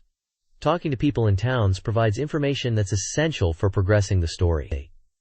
The page highlights the live-in talk system, where the player's attitude affects the conversation and reveals key words. It shows how selecting different dialogue options or giving items can influence conversations. The page also explains how a chime sound indicates important conversations that unlock new areas. There's mention of hints being found on notice boards and bookshelves. A notice from a character named Runnard is shown, seeking travel companions. Also it notes that hidden passages often conceal treasures. The page features screenshots of the game Energy Breaker, with characters engaging in dialogue and exploring various locations, emphasizing the importance of conversation in the game. This page is an informative look at how to use the Galabur character effectively in the game. It explains that while Galabur can't attack and can't be attacked, he can be used to block enemy pathways. The page further discusses important aspects of the game. It mentions how to check items the player currently owns and how to manage energy distribution. The page explains the meaning of various stats such as life points, energy points, attack, defense, strength, constitution, dexterity, and luck, and how they affect the character's performance. It describes how the balance point system works, where characters can act until their balance point reaches 0. A key point is understanding a character's abilities before engaging in battle. It highlights how damage varies based on the attacking character's position relative to the enemy, front, side, or back. The page also notes that after attacking an enemy, their health is displayed. Screenshots show gameplay elements like movement on a grid, attacking with special moves, and the turn-based combat system. The page also explains the strategy in movement and how it consumes turn points, and to remember to consider movement before an attack. The game Energy Breaker is featured prominently in the screenshots and explanations. The next page details the energy control system in Energy Breaker and how to use special moves. It emphasizes leveling up characters to gain energy points, which are distributed among 4 types: fire, water, wind, and earth. Each element contributes differently to attack and defense.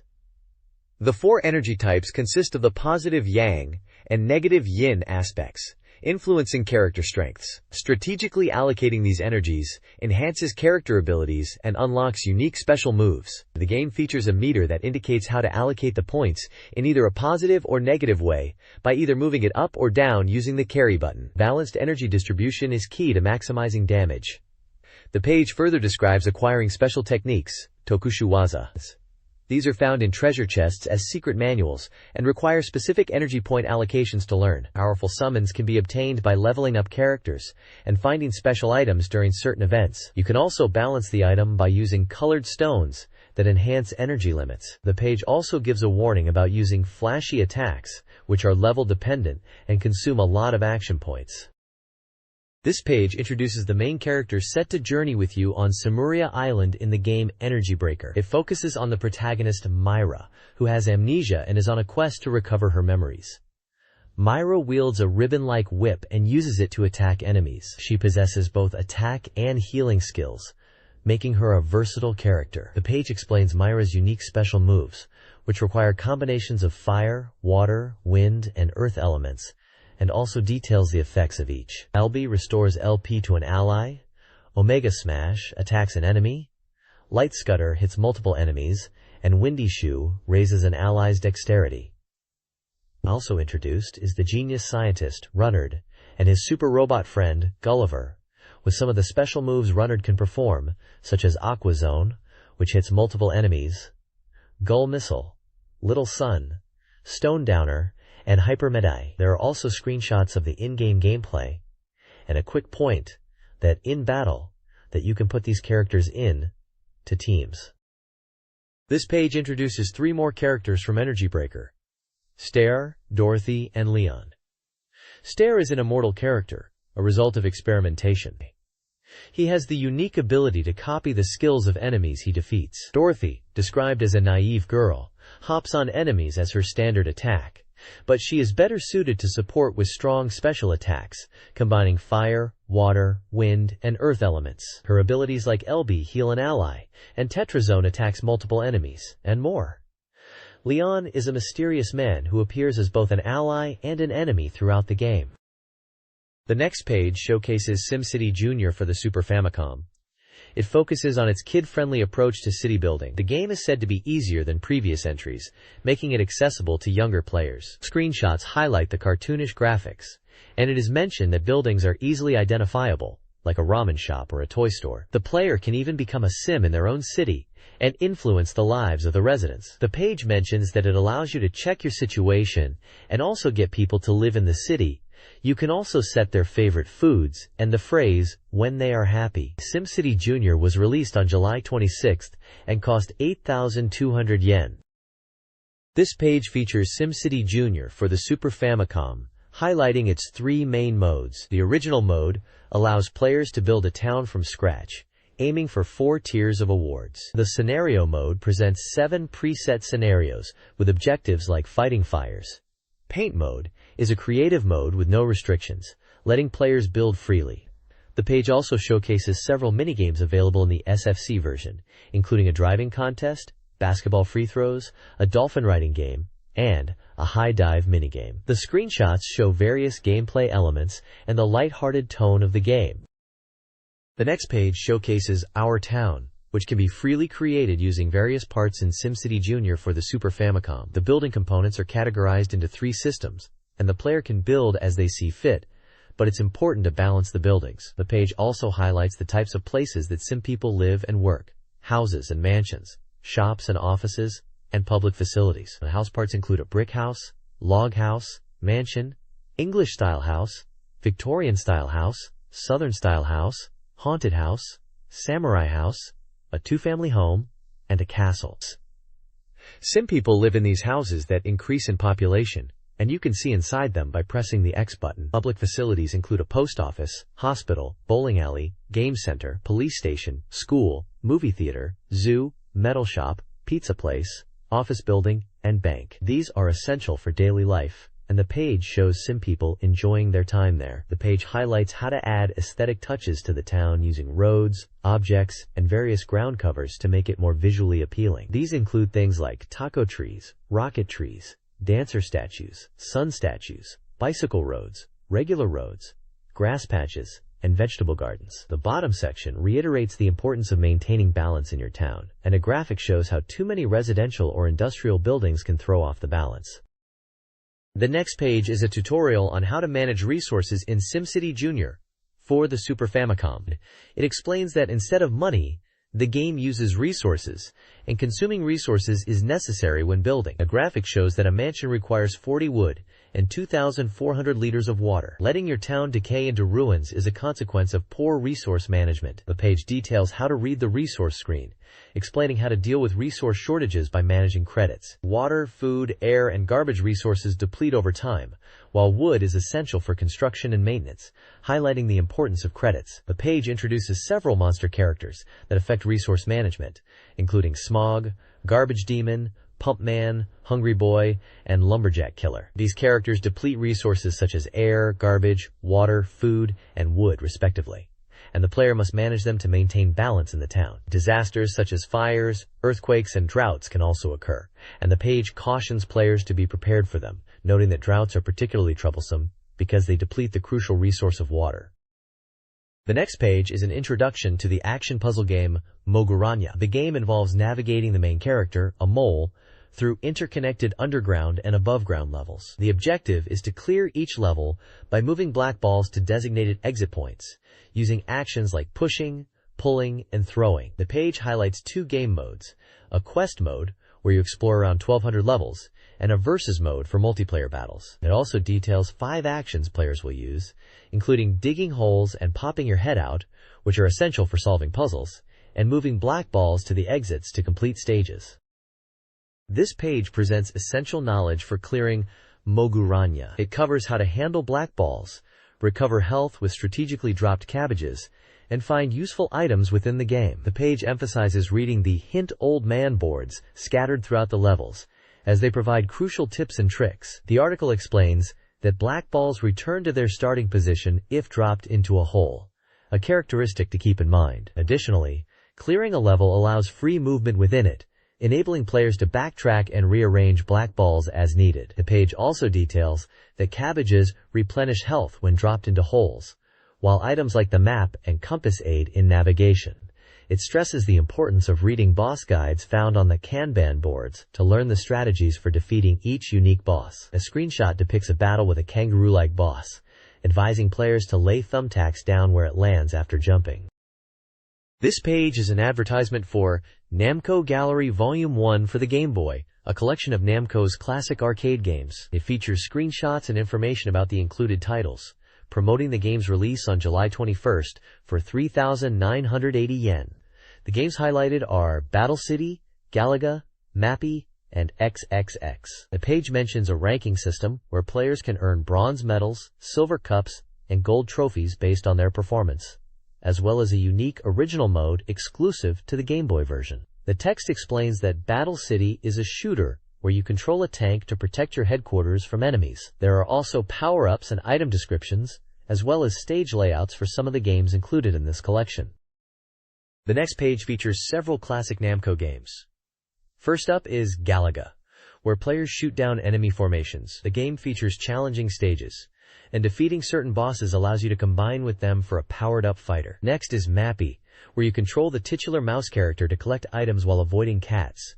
You can use doors to create shockwaves and defeat your enemies. Also featured is Namco Classic, a golf game originally released for the Famicom. The Game Boy version includes handicap settings and club options. The page also mentions a tournament mode and a stroke play mode. A leaderboard shows high scores for Pino, Namcot, Druaga, Muki, Paco, Gil, Digdug, Mappy, Galaga, and Pac-Man. The next page is an advertisement for Earthlight Luna Strike, a science fiction simulation game for the Super Famicom. The game revolves around controlling robots and fighting for independence as space colonists. The game appears to feature strategic and tactical elements involving Hue, Hard Unit, Mecha. Players analyze maps, manage units, and select commanding officers. Several commanders are shown, including Akira, Diana, Ted, and Lenti. Each commander and unit has different stats and abilities, such as attack, defense, and special skills. The goal is to achieve victory conditions on various maps, like destroying enemy bases. This page describes the gameplay mechanics of Earthlight Luna Strike for the Super Famicom, emphasizing strategic elements. It details how players follow mission objectives, destroy enemies, and expand their influence on the battlefield. The game features 5 different types of attacks and advises players to use the most effective type for each enemy unit. It also explains the effects of encirclement and support tactics, where surrounding enemies or having allied units nearby can significantly impact attack and defense. The page also introduces the concept of commander levels and Hue, Hard Unit, weapons that become more powerful as the game progresses. Players can improve their skills through practice stages. Specific commanders such as Akira and Diana are highlighted. Akira's special attack with his Iasen unit is showcased. A table is shown that displays the change of several stats of the units when leveling up. This includes mobility, ship correction, etc. The next page is an advertisement for the Super Famicom game, Spriggan Powered. It highlights the game's 3 types of attacks and encourages players to defeat enemies using these methods. The player controls a transforming robot called Spriggan on the planet Jaga. The page explains the sub-weapon system, where collecting colored orbs from defeated enemies grants different subweapons. Collecting more of the same color powers up the subweapon. Acquiring specific spirit orbs provides weapons like the Aqua Claw, Wind Aim, Earth Bomber, and Fire Enhance. There are also more advanced weapons like the Windstormer, Fire Fury, Aqua Pressure, and Earth Explosion. It details the latent power system, activated by holding the shot button after equipping a subweapon. It shows how to use shields to escape from a pinch. Destroying enemies replenishes the energy for the latent power. The page mentions how to get a high score by collecting golden spirit orbs and earn bonus points. This page provides a strategy guide for the Super Famicom game, Spriggan Powered. It introduces the first 3 stages, focusing on how to play the first stage, where the player fights in the gunner form. This stage involves rescuing the green lands of planet Jega. There are enemies that appear suddenly from rock shadows, and mid-sized green robots that fire thick lasers. The page warns players about a female Ada-type machine called Quinswine. The second stage takes place in the skies above Jega. The page cautions players about the small-sized units that appear from within the sea of clouds, and to watch out for a giant laser cannon. The third stage unfolds on the sea, where the player must break through. This stage features medium-sized attack units coming from above and below, so players must avoid their body attacks. The page shows an enemy robot transforming, and introduces several enemies and bosses, highlighting their attack patterns and strategies to avoid damage. It also shows how to use shields to escape from a pinch. The next page is an advertisement for the Super Famicom game, Renas 2, scheduled for release on July 26th for 9,980 yen. The game focuses on rescuing a world imprisoned in darkness, guided by a child of God and the 5 apostles. The story takes place in the underground world of Undel, where the protagonist, born as the child of God, embarks on a journey to achieve the great unification of the world. It features the return of the command selection system and the spirit magic system. The main character needs to gather 4 secret treasures, and the 5 apostles aid in this quest. The 5 apostles possess unique skills, including spiritual magic and powerful attacks. Players select 3 out of the 5 to join their party. The main character can equip all the spirits in the world, and each of the 5 apostles has its own characteristics: Jod, Zoc, Menenia, Yuma, and Cluster. The page promotes recruiting mercenaries for a fee to boost the party's power, highlighting that these mercenaries have varying abilities in weapon attacks and magic attacks, but may have specific conditions to join. Some characters in the game are Clayton and Elnort. Myra is also featured, who says, "I'm searching for the killer of my family."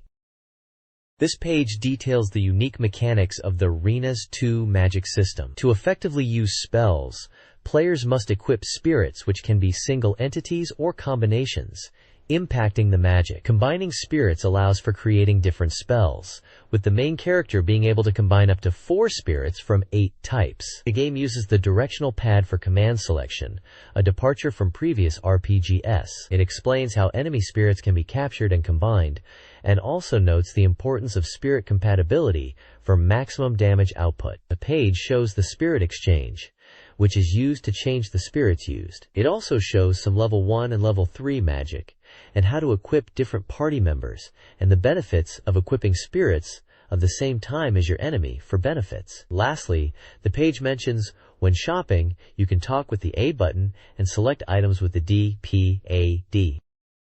The next page is an advertisement for several manga and CD releases. It features Genso Tairiku, Haihao no Yukue, which is a manga that is becoming a CD drama, along with other manga releases including Dragon Quest IV Koma Manga Theater and Tenku Ninpuden Battle Boy Star 2, and Dragon Quest Retsuden, Roto no Monshu 17. This page is an advertisement for various manga and comic releases from Enix. It includes Gag King Comics, a gag comic with a release date of July 12th and a price of 400 yen. Run Run Brothers, featuring characters in a city landscape. Useless, another manga release. Fire Emblem Short Comic Theater. Priced at 580 yen, this is described as a gag short comic featuring characters not seen in the main game. Super Mario Short Comic Theater. Releasing on July 26th and costing 580 yen, it promises 12 stories of Mario that you haven't heard before. Nintendo is credited. Shonen Gangen Picture Postcard, featuring various characters from series like Magical Circle Guru Guru, Harmon no Violin, Haiki, and twin signal, and is priced at 780 yen. A manga titled Happy Boy, with the caption, Genki-kun and his fun friends. Shonen Gangan magazine, priced at 280 yen, is also advertised. It mentions twice the fun. The Japan Game of the Year 96 Awards, sponsored by 17 gaming magazines, are announced. Readers voted on favorite games released between April 1, 1995, and March 31, 1996. Nominated titles include many popular franchises like Resident Evil, Pokémon, Kirby, and Mega Man, as well as numerous other Japanese titles. Awards included a grand prize trophy and certificate, plus awards for freshness, visuals, and sound. Voting entries were entered in a drawing for a phone card. The Japan Game of the Year 96 Awards featured numerous nominees across various platforms. Notable titles included RPG Tsukuru 2, Arc the Lad, and several entries in the Gundam, Winning Post, and Idol Janshi series. Other contenders spanned genres, from action games like Akumaju Dracula X, and X-Men, Children of the Atom, to simulation titles like SimCity 2000, and sports games like the J-League series. The list encompassed a wide range of popular games of the era, showcasing the diverse landscape of Japanese gaming in 1996. The next page is all about the Super Famicom Turbo and its Turbo Coin functionality. It explains how to increase Turbo Coins and how to use the Turbo Coin mode. By pressing the L and R buttons simultaneously on the title screen, you can transfer coins between compatible games. Turbo Coins can be used to buy special moves in SD Ultra Battle or as funds in SD Gundam Generation. Several games are mentioned that support coin transfers. SD Gundam Generation lets you use coins as money. SD Ultra Battle lets you buy special moves. Poppy Ninja World lets you move coins collected in bonus stages to other games. Gekisu Sentai Karanger lets you collect turbo coins during the game and transfer them to other games at the ending. The page highlights the Super Famicom Turbo's ability to allow data exchange between two cartridges inserted at the same time, enabling item trading and other interactions, and the announcement of a non-sale unit in the SD Gundam Generation series is mentioned, with a hint that its identity can be guessed from its name.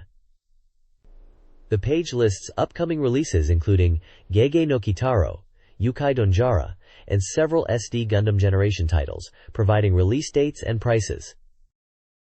This page is titled RPG Maniac, Maniac Picture Gallery, and features fan art submissions from readers. The editor notes that this corner is ending, but will be reborn under a new name. The page features fan art of various RPGs. Some submissions include Tactics, Ogre, and comments on character pairings in Tales of Phantasia and Star Ocean. There are fan illustrations for other games like Rudra's Treasure, Battleus, Treasure Hunter G, Captain Tsubasa, and Mystic Arc. One reader is hoping to see fan art of Charlotte from an unspecified game. A reader is happy with the character selection in an artwork of Skelly. Also mentioned is the increased number of submissions featuring Mystic Arc, and a reader's opinion on how to write the name Foxy.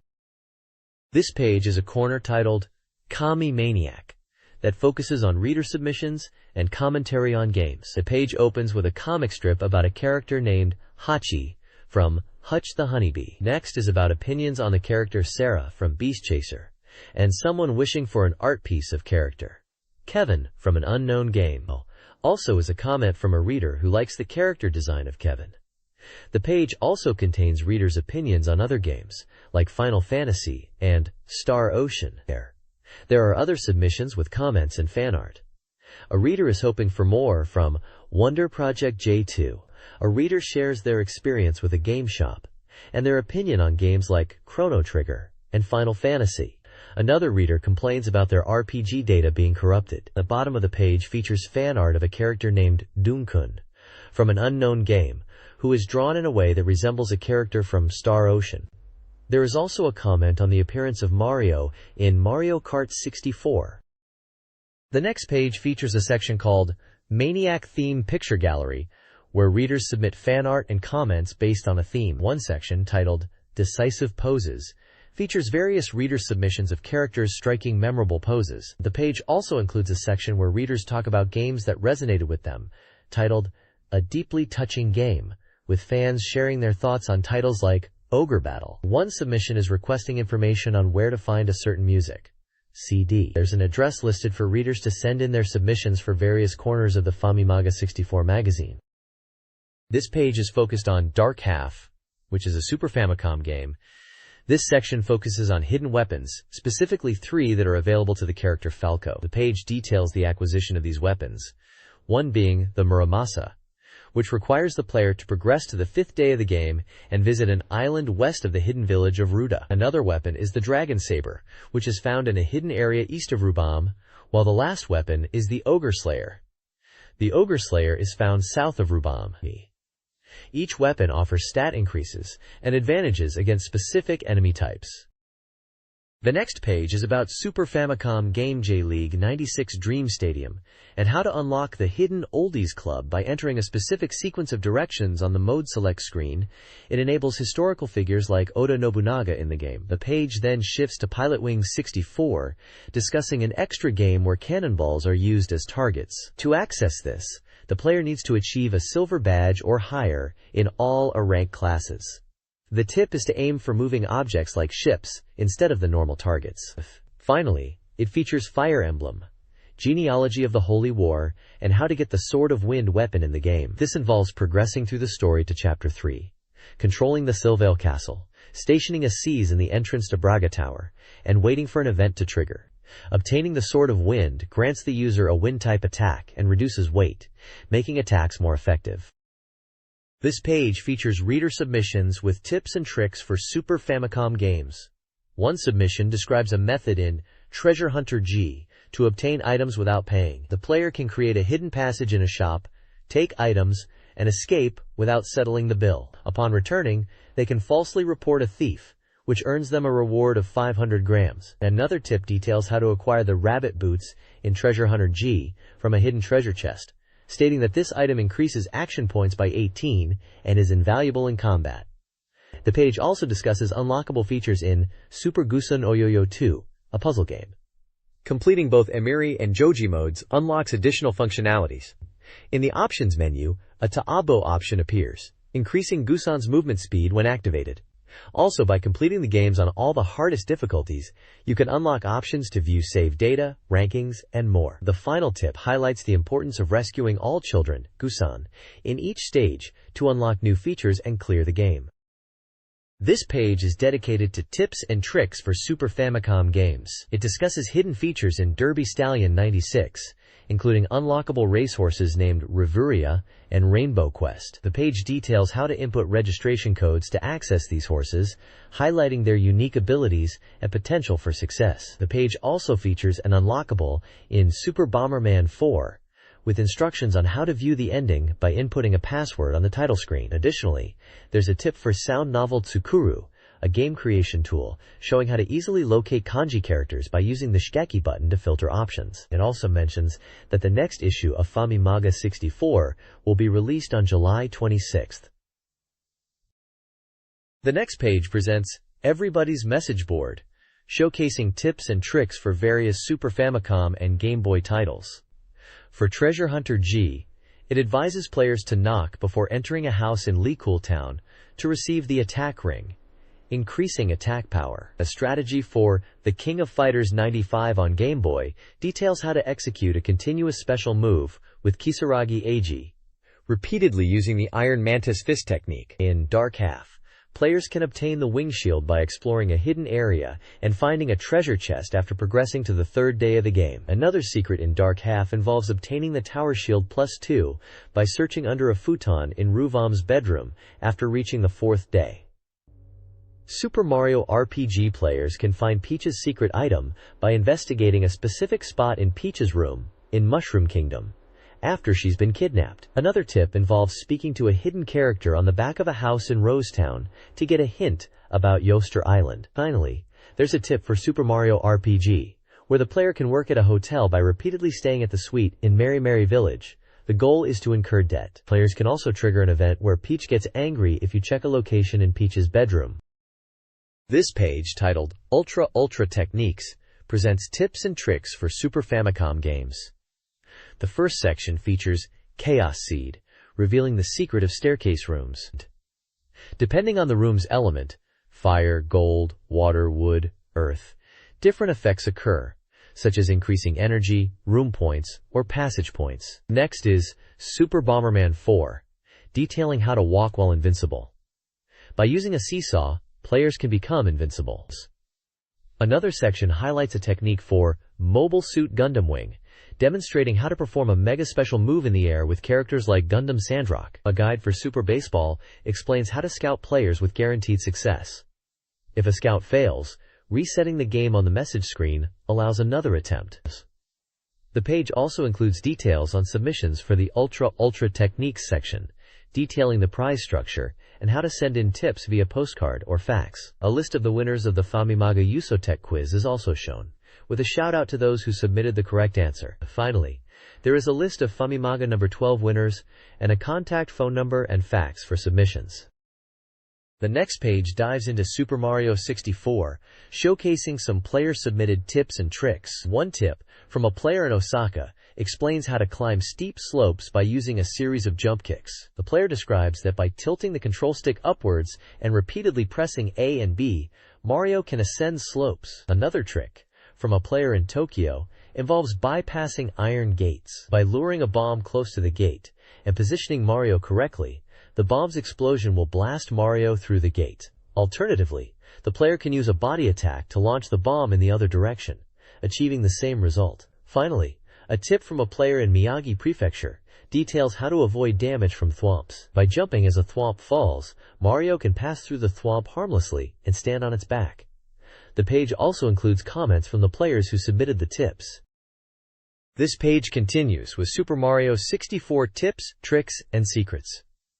One tip is on how to knock out enemies easily. Another tip highlights how to avoid damage when landing. A tip for Course 3, the Cool Mountain, explains that if you jump from a high place when snow is on the ground, you will not take damage. In the Shifting Sandland stage, if you sink in the sand, you will also take damage. Other tips show how to get Mario to take a nap, how to make him do stretches, and how to expose Mario's head. The page also gives tips on how to defeat a penguin and how to carry a bomb.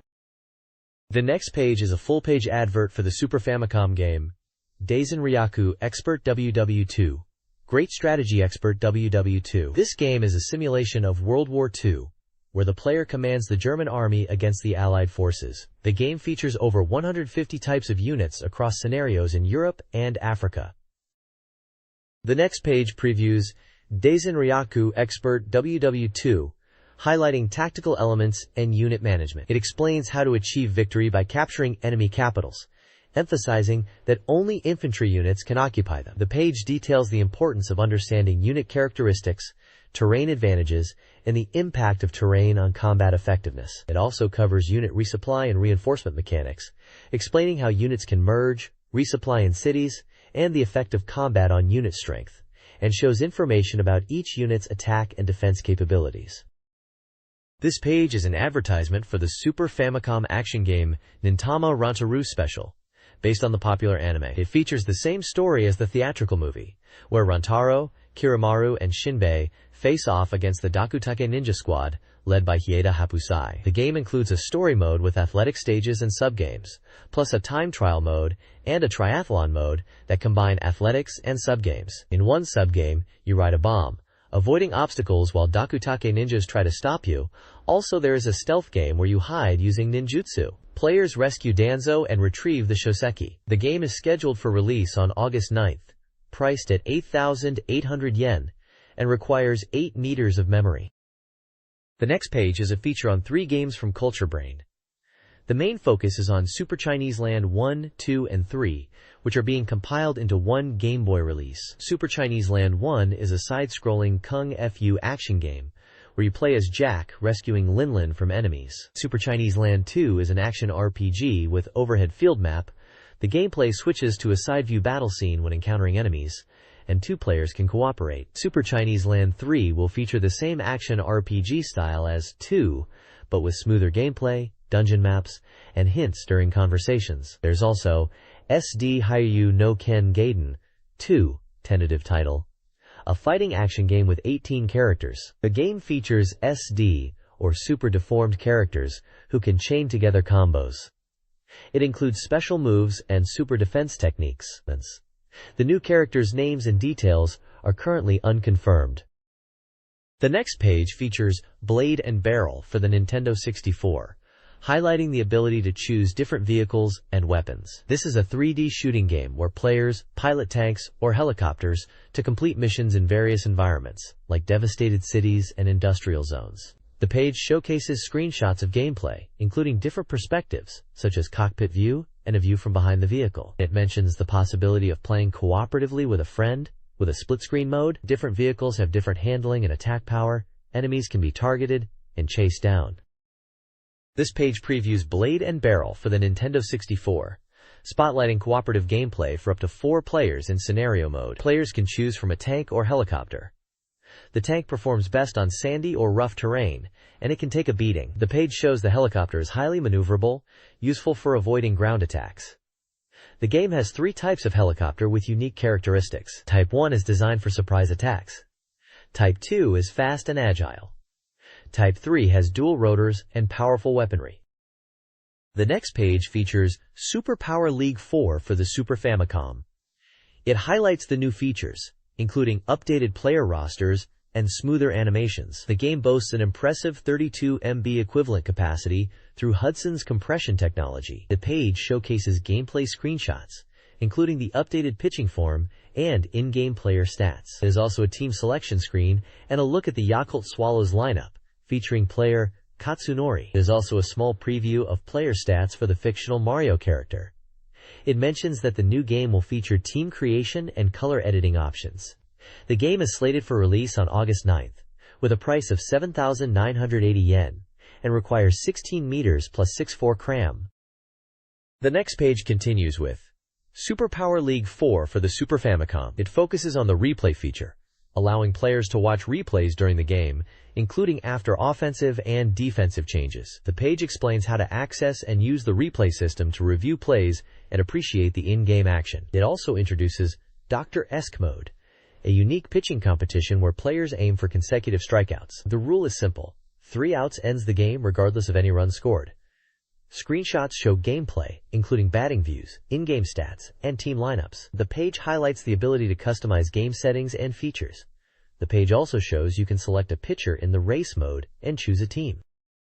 This page presents a new release information calendar, detailing upcoming game releases for Nintendo 64, Super Famicom, and Game Boy. For the Nintendo 64, games like Quanpa, Dynamite Soccer, and Wonder Project J2 are listed with tentative release dates and prices. Other notable N64 titles include GoldenEye 007, Super Mario RPG 2, Star Fox 64, The Legend of Zelda 64, and Bomberman 64. The Super Famicom section features titles like Star Ocean, Jikyu Powerful Pro Yakyu, 96 Kaimakuban, Lennis 2, and Earthlight Luna Strike. The Game Boy section includes Namco Gallery Volume 1, Moguranya, Bomberman Collection, and Super Chinese Land 1-2-3. The next page features upcoming games, a look at the Virtual Boy, and a Fanta contest. Next issue will feature Miyamoto revealing secrets of Mario 64, and an in-depth look at a new 64 game. Also featured is a bonus book for Great Monster Story 2 for the Super Famicom, and strategies for Star Ocean for the Super Famicom. Games for the Virtual Boy such as Doraemon, Starseed, Proteus Zone, Virtual Double Mahjong, and Virtual Block are listed with unconfirmed release dates and some prices. The re-release section lists Puzzle Bobble and SimCity Jr. for Super Famicom, as well as Oniv, Second Super Robot Wars, Puyo Puyo, Rockman World 5, Space Invaders, Life Game, and Neketsu the King of Fighters 95 for Game Boy. Finally, there is an advertisement for a Fanta contest where you can win a Nintendo 64, along with Fanta flavors in the image. The next page is a full-page advertisement for the Street Fighter Zero game, or Street Fighter Alpha, as it was known internationally, showcased at the Tokyo Game Show 96. The event took place from August 22nd to 24th at the Tokyo Big Sight. Admission was 1,000 yen for adults and 500 yen for elementary school students. And it was organized by Seisa, which is the Computer Entertainment Software Association. The next page is an ad for Street Fighter Zero-2, Street Fighter Alpha 2. It announces its upcoming release for the Super Famicom and is slated for release this summer. This page is an advertisement for the Game Boy Pocket. The ad emphasizes its small size, lightness, and ease of visibility. It highlights the availability of the Game Boy Pocket in 5 colors, and its price of 6,800 yen. Cartoon characters are shown interacting with the device, expressing their enthusiasm for its features.